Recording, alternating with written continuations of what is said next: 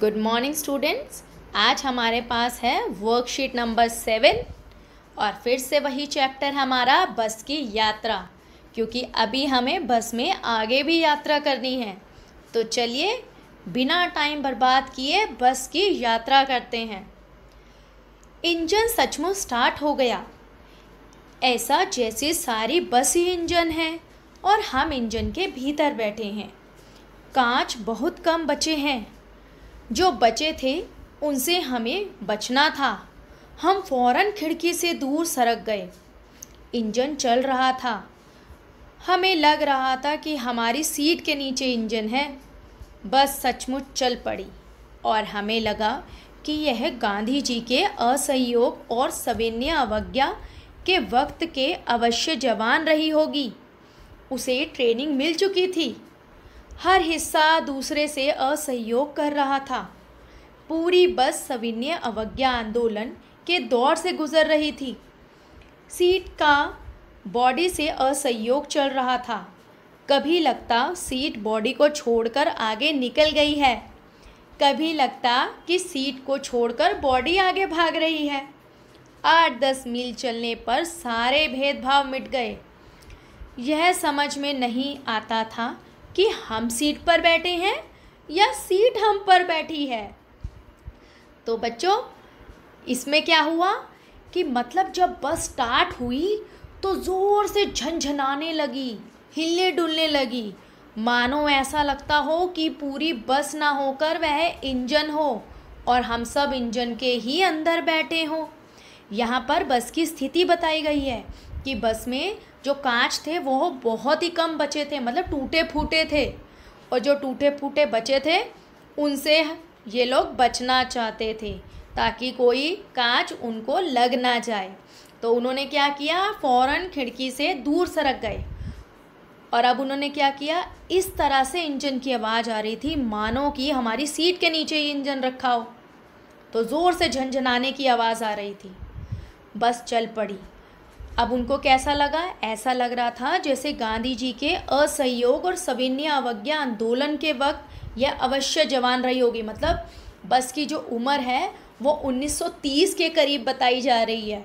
मतलब उसकी स्थिति इतनी बुरी हो चुकी है, वो इतनी बूढ़ी या इतनी टूटी फूटी बेकार हो चुकी है, उसकी हालत इतनी जर्जर हो चुकी है कि मानो वह बहुत पुराने समय से चलती आ रही हो। इसलिए यहाँ पर इन दो आंदोलनों का नाम लिया गया। अब आगे क्या कहा गया उसमें कि हर हिस्सा दूसरे से असहयोग कर रहा। असहयोग मतलब क्या होता है, जो साथ ना देना। तो असहयोग आंदोलन में भी यही था कि हमने ब्रिटिश शासन का साथ ना देने की ठान ली थी।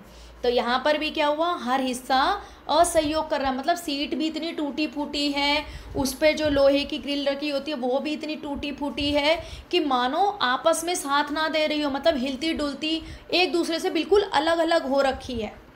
उसके बाद क्या हुआ कि ऐसा लगता है कि जैसे सीट का बॉडी से असहयोग चल रहा हो, मतलब ज़ोर से बस ऐसे चल रही है और उछल उछल कर चल रही है और सीट बार बार सरक रही है, मानो कभी बार बार बॉडी सरक रही है या सीट सरक रही है, बॉडी सरक रही है या सीट सरक रही है। तो ऐसा लग रहा था। आप इमेजिन कर सकते हैं जब किसी ऐसी टूटी सीट पर आपको बैठा दिए तो बार बार बंदा फिसलता चला जाता है और बार बार वो सीट को संभालता रहता है। फिर उन्हें लगा कि जब हम 8-10 मील चल गए तो सारे भेदभाव मिट गए। मतलब क्या हुआ, जब इतनी दूर तक का सफ़र कर लिया तो सीट का सरकना, उनका गिरना, सीट का आगे पीछे होना और झंझनाहट की आवाज़, उनको ऐसा लगने लगा कि बस अब इसमें वे रम गए हैं। मतलब सारे भेदभाव मिट गए। अब वह उस सीट के आदी हो गए, उस पर बैठकर वह अब सही महसूस कर रहे थे। तो ऐसा समझ नहीं आता था कि वह सीट पे बैठे हैं या सीट ऊपर, मतलब सीट उछल उछल के बाहर आ रही थी। इमेजिन कर पा रहे हैं ना। तो चलिए बच्चे शब्दार्थ देखते हैं। सविनय अवज्ञा आंदोलन, ये गांधी जी द्वारा चलाया गया था 1930 का आंदोलन। ट्रेनिंग मतलब सीख, दौर मतलब ज़माना। तो चलिए बच्चों प्रश्नों को देखते हैं। ऐसा जैसे सारी बस ही इंजन है और हम इंजन के भीतर बैठे हैं, लेखक को ऐसा क्यों लगा? भाई लेखक को ऐसा इसलिए लगा क्योंकि जब बस स्टार्ट हुई तो बस ज़ोर से झनझनाने लगी और उसमें इतनी तेज़ कांपन या कंपना हुई, इतनी तेज़ कंपन पैदा हुआ कि उस पर बैठे यात्री भी, उसमें बैठे यात्री भी कांपने लगे, हिलने डुलने लगे, जिस कारण लेखक को लगा कि ऐसा जैसे सारी बस ही इंजन है और वह इंजन के अंदर बैठे हुए हैं। प्रश्न नंबर 2, सविनय अवज्ञा आंदोलन 1930 में महात्मा गांधी के नेतृत्व में अंग्रेजी सरकार से असहयोग कर स्वाधीनता प्राप्त करने के लिए किया गया था। इसमें अंग्रेजी शासन या अंग्रेजी सरकार के साथ सहयोग न करने की भावना थी। लेखक ने सविनय अवज्ञा का उपयोग बस के संदर्भ में क्यों किया, समझकर बताइए। तो भाई अभी हमने पढ़ा ना व्याख्या में क्या कि एक सीट दूसरे के साथ, मतलब सीट बस के साथ किसी भी तरह से तालमेल नहीं बिठा पा रही थी क्योंकि वह टूटी हुई थी।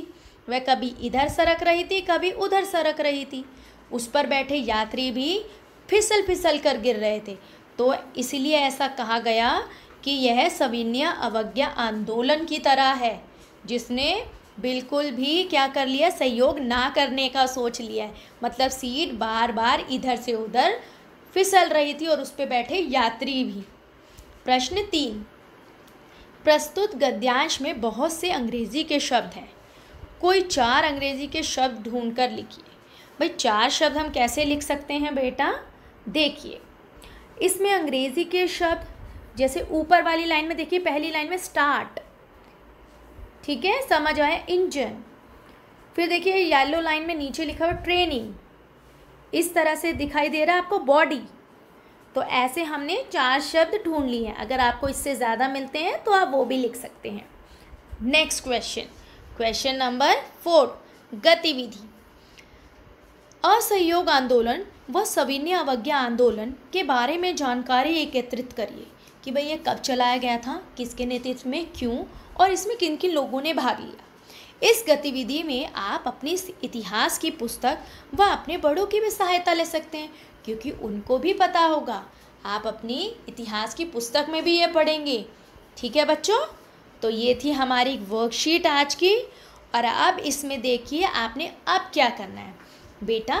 हमने वर्कशीट के हिसाब से इस चैप्टर को कर लिया है। ये पाठ जो है हरिशंकर परसाई जी द्वारा लिखा गया था, जो एक व्यंग्यात्मक रचना है।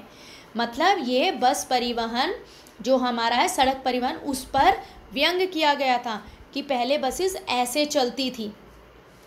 तो आपने इसमें बहुत मज़े किए, बस की यात्रा भी करी, लेकिन आपने क्या करना है, आपने अपनी पाठ्य पुस्तक में से भी इस पाठ को दोबारा से पूरा पढ़ना है ताकि आपको ये पाठ का सार बिल्कुल अच्छी तरह याद हो जाए और आप उसके प्रश्नों के उत्तर अच्छे से दे पाएँ।